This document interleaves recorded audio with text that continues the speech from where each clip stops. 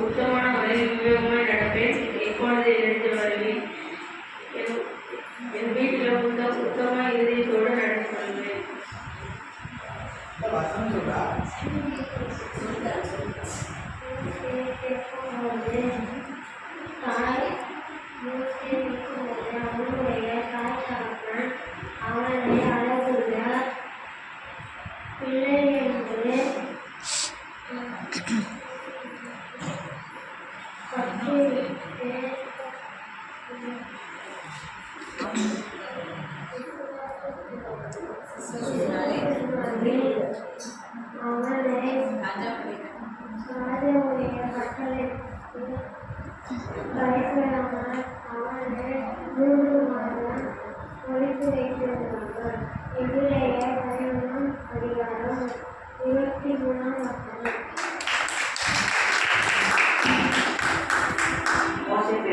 அவருடைய தாய் தகப்பன்மார் அவனை அளவுள்ள பிள்ளை என்று கண்டு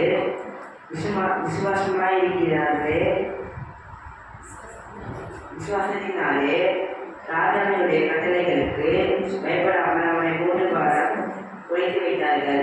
எபிரேயர் 11:24, சங்கீதம் 31:24.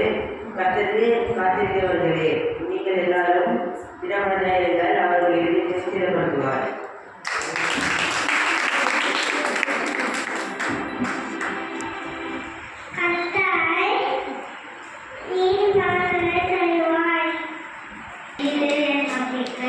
சங்கீதம் 39:7.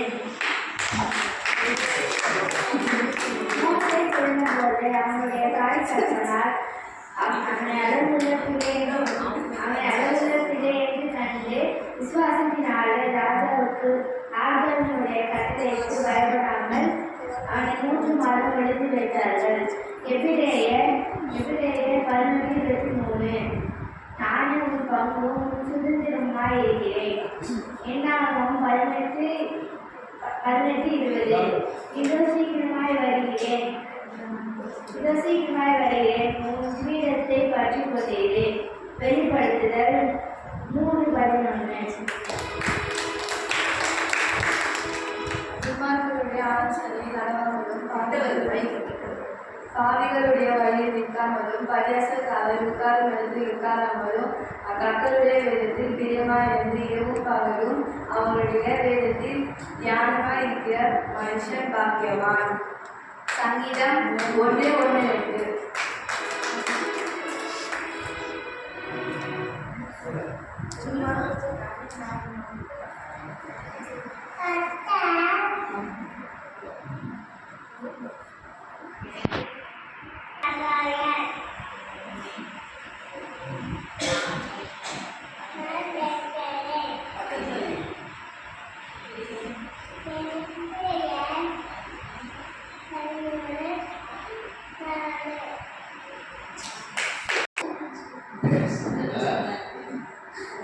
சுராஜா அவன் பேர் சந்து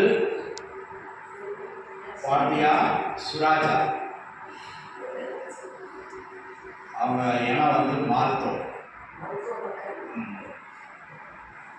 ஜார்க்கண்ட் மாநிலம், கல்கட்டாவுக்கு பக்கத்தில்.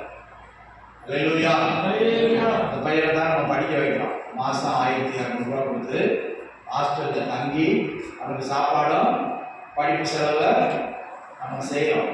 அல்லேலூயா. 1200 ரூபாய் செய்ய முடியாது, நம்மளால 700 தான் கொடுக்குறோம், மீதிய அவங்க செய்யறாங்க. அல்லேலூயா. சரி, அப்போ அங்கே ஊழியர் செய்யறவங்களுக்கு நம்ம என்ன செய்யறோம்? ஒரு கிறிஸ்துமஸ் உதவியா நம்ம ஏதாவது செய்யறோம், வருஷம் செய்வோம். அப்போ அதே போல அன்றைக்கு இந்த மாசம் தான், அடுத்த மாசம் நினைச்சிடாதீங்க. இந்த மாசம் இன்னைக்கு இடையில ஒரு ஞாயிற்றுக்கிழமை இருக்கு, அதுக்கு அடுத்த ஞாயிற்றுக்கிழமை மிஷினரி வருவாங்க, ஊழியத்தை பற்றி சொல்லுவாங்க. அதோட ஒரு டீம் வருவாங்க, உங்களுக்கு தெரிஞ்சவங்க சொந்தக்காரங்களாம் கூட்டிட்டு வாங்க. அல்லேலூயா. அன்னைக்கு ஒரு விசேஷத்தை காணிக்க எடுத்து நம்ம அவங்களுக்கு கொடுக்கணும். அதனால என்ன செய்யணும், அதோட ஒரு டீம் வருவாங்க அவங்களுக்கு. சரி, அன்னைக்கு சபைக்கு எல்லாருக்கும் சேர்த்து சாப்பாடு கொடுப்பாங்க. சரி, நவம்பர் 30ஆம் தேதி எல்லாருக்கும் சாப்பாடு, அவங்களுக்கும் வர்றவங்களுக்கும் சாப்பாடு காணிக்க கொடுக்கணும். கர்த்தருக்கு ஸ்தோத்திரம். போன வருஷம் நம்ம 11,200 ரூபாய் கொடுத்தோம். எப்படின்னு தெரியாது. பாப்பா இருக்காங்க, அவங்க சித்தி வெளிநாட்டில் இருந்து வந்தா, நர்ஸா இருக்கா, சவுதி அரேபியாவில். அவள் அன்னைக்கு தற்செயலாக வந்தான். இது சொன்ன உடனே அவள் உடனே 1,500 ரூபா அனுப்பிட்டான். கர்த்தருக்கு ஸ்தோத்திரம். அவள் நல்ல ஒரு ஆகிய கல்யாணம் பண்ண முடியல, ஆனால் இது தற்செயலாக அன்னைக்கு வந்திருந்தா. உடனே ஜிபேல 1,500 ரூபா அனுப்பிட்டான். கர்த்தருக்கு ஸ்தோத்திரம். அவ்விதமாய் நம்ம ஒவ்வொரு வருஷமும் கலாச்சாரம் கடந்து காடுகளில் மலைகளில் அவங்களுக்கு சரியான ஆஸ்பத்திரி இல்லை. ஒரு ஆளுக்கு ஒரு மிஷினரிக்கு டைஃபாய்டு வந்துச்சான். எத்தனை தடவை தெரியுமா? 75 தடவை. நம்மளாம் பழக்கமா? 75 தடவை டைஃபாய்டு வந்துச்சான். ஆனாலும் கர்த்தர் சோதரத்து ஊழியத்தில் பயன்படுத்தி கொண்டிருக்கிறார். கர்த்தருக்கு ஸ்தோத்திரம். அவங்களுக்கு பக்கத்தில் ஆஸ்பத்திரிலாம் கிடையாது, பள்ளிக்கூடங்கள் கிடையாது, நம்ம ஊர் மாதிரி ரோடு வசதிகள்லாம் கிடையாது. சில இடத்துல கரண்ட் இருக்கும், சில இடத்துல கரண்ட் இல்லை.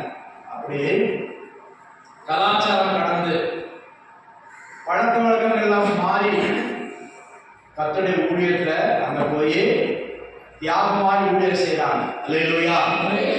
அவங்கள வருஷத்துல ஒரு முறை உற்சாகப்படுத்துவதற்காக நாம செய்யறோம். சரி, நீங்க குடும்பமா ஆலோசித்து நல்ல ஒரு காணிக்கை, அன்னைக்கு உள்ள காணிக்கையை நம்ம எடுக்க மாட்டோம். நம்ம என்ன செய்யறோம்,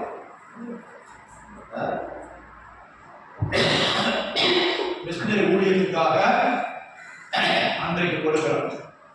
மறந்துடாதீங்க. இன்றைக்கு இந்த மாசம் 30ஆம் தேதி கடைசி ஞாயிற்றுக்கிழமை. அடுத்த வாரம் 23, அதுக்கு அடுத்த வாரம். சரி, அதற்காக ஜெபித்துக் கொள்ளுங்க, ஆயுதமாய் கொள்ளுங்க. கர்த்தர் நம்மை ஆசீர்வதிப்பார். அதோடு கூட நமக்கு அடுத்த மாதம் கிறிஸ்மஸ் புது வருஷம் வருது. கேலண்டர் அடிக்க கொடுத்துருக்குறோம். நம்முடைய சபையில் பேர் போட்டு அதுக்கு ஒரு 3,200 ரூபாய் கேட்டுருக்காங்க. கர்த்தருக்கு ஸ்தோத்திரம். அப்புறம் நம்ம ஊழியக்காரங்களுக்கு இங்கே ஊழியக்கார கூட்டம் நடத்துகிறோம் மாதம் மாதம். அவங்களுக்கு யார்கிட்டையும் நம்ம காசு வாங்குறது இல்லை. யார்கிட்டையும் ஊழியக்கார கூட்டம் நடத்துகிறோம், நீங்கள் காசு கொடுங்கன்னு நம்ம யார்கிட்டையும் கேட்கறது இல்லை. சிலர் வெளியில் கேட்டு வாங்கி அப்படி நடத்துகிறாங்க. நமக்கு அந்த பழக்கம் இல்லை. நம்மளே தான் செய்கிறோம். ஏறக்குறைய 5,000 ரூபா ஆகுது. எல்லாம் செலவு பார்த்தா 40 பேர்கிட்ட வராங்க. நம்ம விசுவாசிகள் 5 பேர் வருவாங்க. நம்ம ஏறக்குறைய 50 பேருக்கு நம்ம சாப்பாடு செய்கிறோம். என்னெல்லாம் செய்கிறீங்க சாத்தியமா?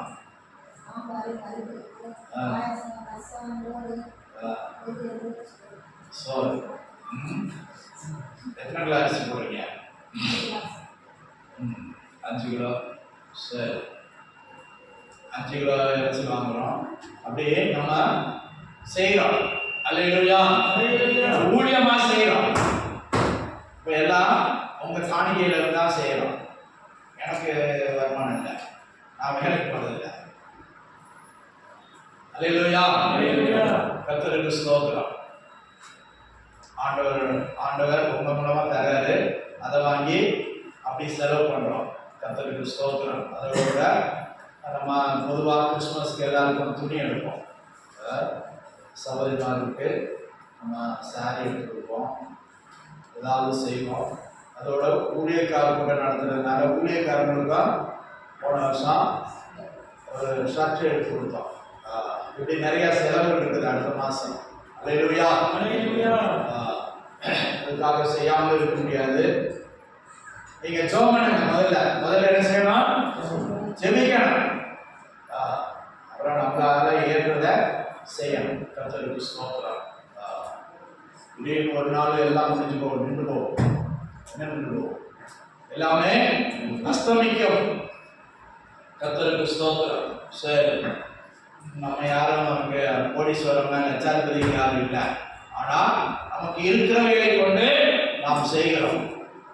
கர்த்தர் நம்மை இதுவரை குறைவில்லாமல் நடத்துறார். அல்லேலூயா, அல்லேலூயா, குறைவில்லாமல் நடத்துறார். நித்தமும் நம்மை போஷிக்கிறார், நித்தமும் வழி நடத்துகிறார். சரி, சொன்ன காரியங்கள்லாம் மனசுல வச்சுக்கோங்க, ஜெபம் பண்ணுங்க. கர்த்தர் பெரிய காரியங்களை செய்வார். அல்லேலூயா, அல்லேலூயா. ஆண்டவருடைய கரத்திலிருந்து வாங்கி ஆண்டவருக்காக செய்கிறோம். தாவீது ராஜா என்ன சொல்றார்? எல்லாம் உங்களுடைய கரத்திலிருந்து வந்தது, உங்களுடைய கரத்திலிருந்து வாங்கி உமக்கு செய்கிறோம் சொல்றேன்னா வாசிங்க. 2 நாளாகமத்துல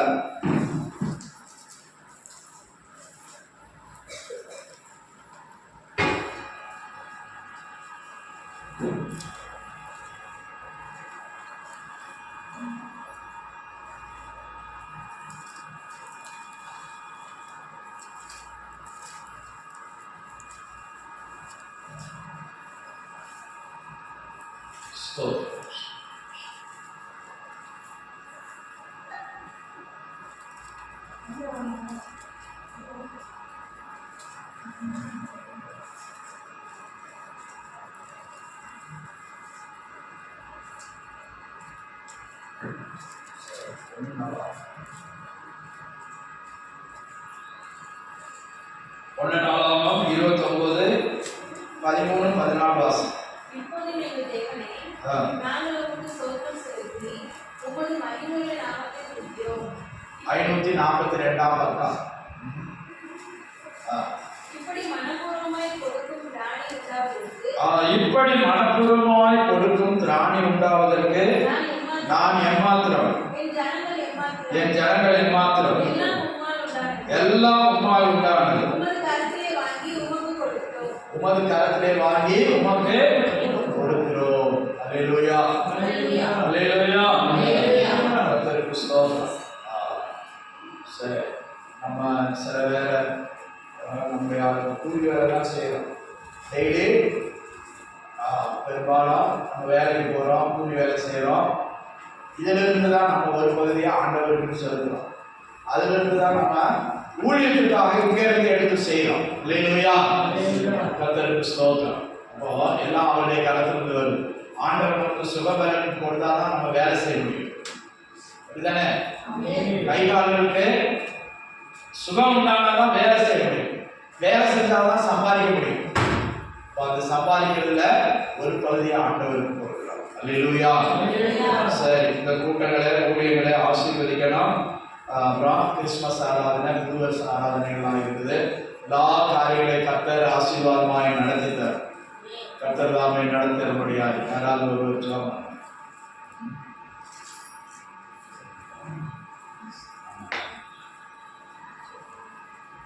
பண்ணுமா?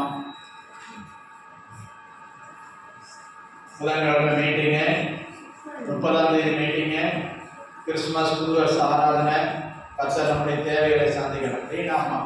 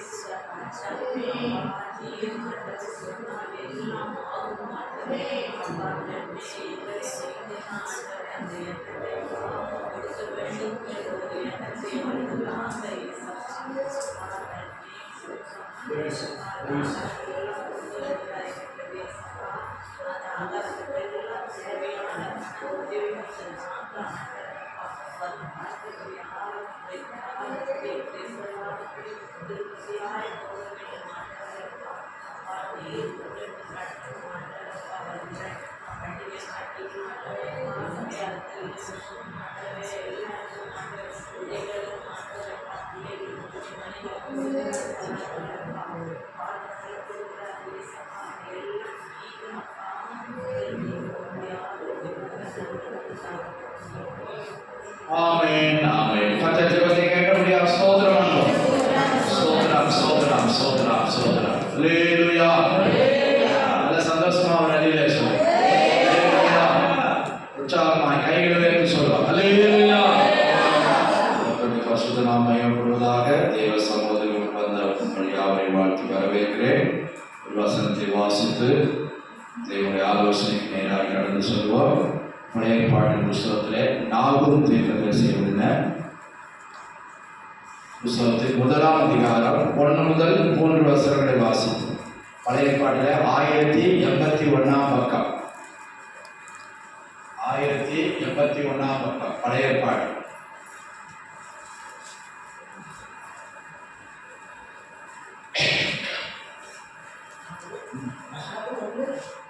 ஒன்று முதல் வாசிங்க. நினிவேயின் பாரம், எல்கோசானாகிய நாகூமின் தரிசன புஸ்தகம். கர்த்தர் எரிச்சல் உள்ளவரும் நீதியை சரிகட்டுகிறவருமான தேவன். கர்த்தர் நீதியை சரிகட்டுகிறவர், உக்கிர கோபம் உள்ளவர். கர்த்தர் தம்முடைய சத்துருக்களுக்கு பிரதிபலன் அளிக்கிறவர். அவர் தம்முடைய பகைஞருக்காக கோபத்தை வைத்து வைக்கிறவர். கர்த்தர் நீடிய சாந்தமும் மிகுந்த வல்லமையும் உள்ளவர். அவர்களை ஆக்கினை இல்லாமல் தப்புவிக்க மாட்டார். கர்த்தருடைய வழி சுழல் காற்றிலும் பெருங்காற்றிலும் இருக்கிறது. மேகங்கள் அவருடைய பாதத்துள்ளாய் இருக்கிறது. அல்லேலூயா. அல்லேலூயா. வாசிக்கிறோம். நினிவே குறித்ததான காரியங்களை நாம் வாசிக்கிறோம். அல்லேலூயா. அல்லேலூயா. தேவனுடைய நாமம் மகிமைப்படுவதாக. கர்த்தர் நினிவே குறித்து எரிச்சல் உள்ளவராக இருக்கிறேன் என்று சொல்றார். நீதியை சரி கட்டுகிற தேவன் என்று சொல்லுகிறார். உக்கிர கோபம் உள்ளவர் என்று சொல்லுகிறார். கர்த்தர் தம்முடைய சத்துருக்களுக்கு பிரதிபலன் அளிக்கிறவர். அவர் தம்முடைய பகைஞருக்காக கோபத்தை வைத்து வைத்திருக்கிறார். அல்லேலூயா. கர்த்தருக்கு ஸ்தோத்திரம். நினிவேயோட ஆண்டவருக்கு என்ன கோபம் தெரியல. ஒரு காலத்துல இறங்கினார். நினிவே ஜனத்துக்காக ஆண்டவர் இறங்கினார். அது ஒரு பட்டணம். 3 நாள் பிரயாணம் செய்கிற குறுக்க நடந்தா 3 நாள் ஆகும். அப்படிப்பட்ட பட்டணம். யோனாவை அனுப்பி கர்த்தர் அந்த பட்டணத்தை ரட்சித்தார். தாத்தா சொல்லுவாரு 190 வருஷம் ஏதோ அவங்க ஒழுங்கா இருந்தாங்க. அதுக்கப்புறம் பாவம் செஞ்சாங்க. அதுக்கப்புறம் ஆண்டவர் கோபப்பட்டார். எந்த பட்டணத்தோட? நினிவே பட்டணத்தோட. அல்லேலூயா. கர்த்தருக்கு ஸ்தோத்திரம். இங்கே அவர் சொல்றார், கர்த்தர் நீடிய சாந்தமும் மிகுந்த வல்லமையும் உள்ளவர், அவர்களை ஆக்கினை இல்லாமல் தப்புவிக்க மாட்டார். அவரை பற்றி சொல்லிட்டு அவருடைய வழிகளை பற்றி கர்த்தர் சொல்கிறார். கர்த்தருடைய வழி சுழல் காற்றிலும் பெருங்காற்றிலும் இருக்கிறது, மேகங்கள் அவருடைய பாத தூளாய் இருக்கிறது. அல்லேலூயா. அல்லேலூயா. பைபிள்ல பல காற்றுகளை குறித்து சொல்லப்பட்டது. இங்க 2 காற்று. என்ன காற்று? கர்த்தருடைய வழி சுழல் காற்றிலே இருக்கிறதா? ஆண்டவருடைய வழி சுழல் காற்றிலும் இருக்கிறதா? பெருங்காற்றிலும் இருக்கிறதா?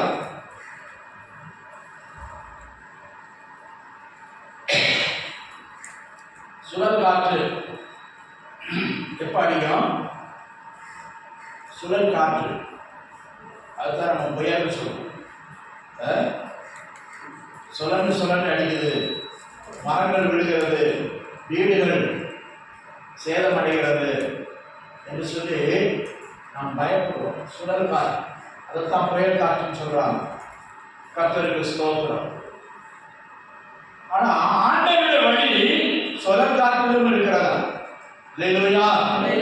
அல்லேலூயா. ஆண்டவருடைய வழி கடலிலும் காற்றிலும் இருக்கிறது. நம்ம பயப்படக்கூடியதான காரியங்களில அவருடைய வழி இருக்கிறது என்று சொல்லப்படுது. கர்த்தருக்கு ஸ்தோத்திரம். சில வேளையில நம்முடைய வாழ்க்கையில சுகமான காற்று அடிக்கலாம், தென்றல் காற்று அடிக்கலாம். நம்முடைய வாழ்க்கை படகுல எப்படி காற்று அடிக்கலாம்? மிதமான காற்று. இப்ப நல்ல கூல் கிளைமேட்டா இருக்குது, லேசா காற்று அடிக்குது, இதமா இருக்குது. இதை கண்டு நம்ம பயப்பட தேவையில்லை.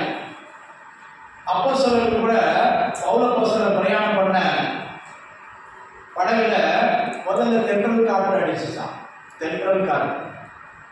தென்றல் காற்றுனா சாதாரணமா ஒரு குளிர்ந்த மிதமான காற்று. அப்படி அடிக்கும்போது அவங்க பெரிய கப்பல் துறைமுகம் இதுல போறாங்க, நீண்ட தூரம் பிரயாணம் போறாங்க. நீண்ட தூரம் பிரயாணம் போகும்போது பவுலப்போஸ்தலர் சொல்றாரு, மழைக்காலம் வருது, நம்ம தங்கிட்டு போவோம். அந்த காலத்துலாம் என்ஜின் கிடையாது. எப்படி கடல் பிரயாணம் பண்ணாங்க, ஒரு பெரிய டாப்பால் மாதிரி நல்ல திக்கான ஒரு துணியை கட்டுவாங்க. போர்வ மாதிரி நல்ல டாப்பால் மாதிரி நனையாத துணியை கட்டுவாங்க. கெட்டி பாய் மாதிரி கட்டுவாங்க. கெட்டினா அது அந்த அந்த திசைக்கு அப்படியே போகும். காற்றடிக்கிற திசையே அது போகும். போகிற வழிக்கு போவாங்க. அப்புறம் தண்டு வலிப்பாங்க. தண்டு வலிச்சு திசைய திருப்பி கொள்வார்கள். அல்லேலூயா. அந்த காலத்துல மிஷின் இல்லை, போட் இல்லை, லான்ச் இல்லை. இப்போ உள்ளது மாதிரி திசை காட்டி போகிற வழக்கம் இல்லை. ஆனாலும் வியாபாரம் நடந்தது. அல்லேலூயா. சாலமோன் நாட்கள்ல எருசலேமுக்கு என்ன செஞ்சாங்களா? குரங்கு, மயில், தங்கம் இதெல்லாம் ஏற்றுமதி செய்து அங்க கொண்டு போய் இறக்குவாங்களாம். இங்க எருசலேம்ல. அந்த காலத்துல குரங்கு, மயிலாம் எங்க இருந்துச்சுன்னா இந்தியாவில் தான் இருக்கு.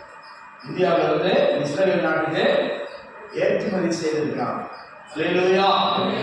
சரி, இப்போ இதெல்லாம் சரித்திரம். கர்த்தருக்கு ஸ்தோத்திரம். இப்போ பவுலப்போஸ்தலன் ரோமாபுரிக்கு போற, எங்க இருந்து? எருசலேம்ல இருந்து சிறை கைதியாய் அவர் கொண்டு போகப்படுகிறார். அவரோட கூட 10-120 பேர் இருக்காங்க படகுல. பெரிய படகு, பாய்மர படகு. கர்த்தருக்கு ஸ்தோத்திரம். நீங்க பார்த்துருப்பீங்க சில டிவியில போட்டுல அந்த பாய் கட்டியிருப்பாங்க. சரி, அப்போஸ்தலர் நடவடிக்கைகள் 27ஆம் அதிகாரம் 13-14 வசனம் வாசி. 27:13-14 அப்போஸ்தலர் நடவடிக்கைகள். தென்றல் மெதுவாய் அடித்தபடியால் தாங்கள் கோரினது கைகூடி வந்ததென்று எண்ணி அவ்விடம் விட்டு பெயர்ந்து கிரேத்தா தீவுக்கு அருகாக ஓடினார்கள். கர்த்தருக்கு ஸ்தோத்திரம். அவங்க துறைமுகத்தை விட்டு ஒரு துறைமுகம் விட்டு இன்னொரு துறைமுகத்துக்கு போறாங்க. தென்றல் மெதுவாய் இருந்தபடினால் எங்க போனாங்களா? எங்க போனாங்க சொல்லுங்க. கிரேத்தா தீவுக்கு ஓடி போனார்கள். இப்ப எப்படி இருக்குது? தென்றல் மெதுவா இருக்கு, அவங்களுக்கு அனுகூலமா இருக்குது. மெதுவா அடிக்கும் போது படகு மெதுவா போகும். கர்த்தருக்கு ஸ்தோத்திரம். சில நேரம் நம்முடைய வாழ்க்கையில மெதுவாய் தென்றல் அடிக்கும். பெரிய காற்று ஒண்ணு இருக்காது. வாழ்க்கை என்னங்க எப்படி போகுது? பரவாயில்ல, போயிட்டு இருக்க, நல்லா போகுது அப்படின்னு சொல்லுவாங்க. புரியுதா? புரியலையா? அல்லேலூயா. கர்த்தருக்கு ஸ்தோத்திரம். வருமானம் வருது, சொந்த வீடோ வாடகை வீடோ, சரி நார்மலா போயிட்டு இருக்குது. தென்றல் மெதுவா அடிக்குது, பெரிய காற்று ஒண்ணு இல்ல. அல்லேலூயா. தேவனுடைய நாமம் மகிமைப்படுவதாக. தென்றல் மெதுவா இருக்கிறதுனால அவருடைய பிரயாணம் சுகமா இருந்தது. ஆனா பவுலப்போஸ்தலர் சொல்றாரு, இது மழைக்காலம், இந்த காற்றை பார்க்காத, இனி ஒரு காற்று திசை மாறி வரும். ஆனபடினால் ஜாக்கிரதையா தங்க வேண்டிய இடத்துல தங்கிட்டு மழைக்காலம் முடிஞ்சுட்டு போலாம் சொன்னா கேட்கல. ஊழியக்காரன் சொன்னா கேட்கல. அங்க வந்து எல்லாரும் விசுவாசிகள் கிடையாது, பலதரப்பட்ட மக்கள் இருக்கிறாங்க. அதோட கூட போலீஸ்காரங்க இருக்காங்க. இந்த கைதிகள் எல்லாம் போலீஸ் பிடிச்சிட்டு போறாங்க. எங்க கொண்டு போறாங்க? ரோமாபுரிக்கு கொண்டு போறாங்க. கர்த்தருக்கு ஸ்தோத்திரம். ஏறக்குறைய 120 பேர் இருக்காங்க. இதுல கப்பல் சிப்பாய்கள் 4 பேர் இருக்காங்க. அல்லேலூயா. தேவனுடைய நாமம் மகிமைப்படுவார். இப்போ காற்று மெதுவாய் அடிக்கிறது, தென்றல் மெதுவாய் வீசுகிறது. அவருடைய பிரயாணங்கள் அனுகூலமாக இருந்தது. ஆனா அடுத்த வசனம் வாசிங்க. கொஞ்ச நேரத்துக்குள்ளே இப்போ ஒரு பேர் சொன்னாங்க. அது பேர் என்னது? யூரோகிலித்தோ. இந்த காற்றுக்கு பேர் என்னது? நமக்கு இப்போ புயல் வரும்போது பேர் வைக்கிறாங்க. என்ன பேர் வைக்கிறாங்க? கஜா புயல், மருதா புயல். அப்ப இந்த காற்றுக்கு பேர் என்னது? யூரோகிலிதான். அது வந்த உடனே அங்க பயங்கரமா இருக்குது. அல்லேலூயா. நாடின துறைமுகத்துக்கு போக முடியல, அடிச்சுட்டு எங்கேயோ போட்டு போகுது. எப்படி இருக்கும்? அதுக்கு பின்னால வாசிக்கும் போது நான் அன்னைக்கே சொன்னேன், நீங்க கேட்கல. கப்பல்ல இருக்கிற ஜாமான்லாம் வெளியே அள்ளி போட்டாங்க. வெளியே அள்ளி போட்டுட்டு கஷ்டப்பட்டு தண்ணி வலிக்கிறாங்க. தேவனுடைய நாமம் மகிமைப்படுவதாக.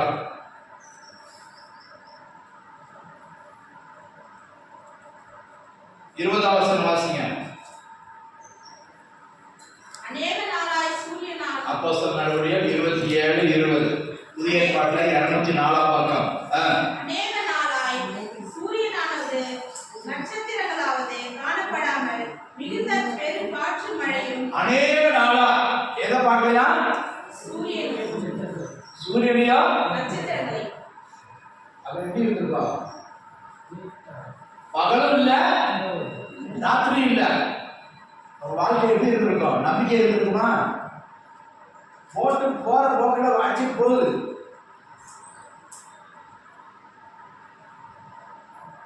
நீங்க கொஞ்சம் சிந்திச்சு பாருங்க. அந்த படகுல நாம இருந்திருந்தோம்னா அநேக நாட்களாய், ஒரு நாள் 2 நாள் இல்ல, அநேக நாட்களாய் சூரியனையும்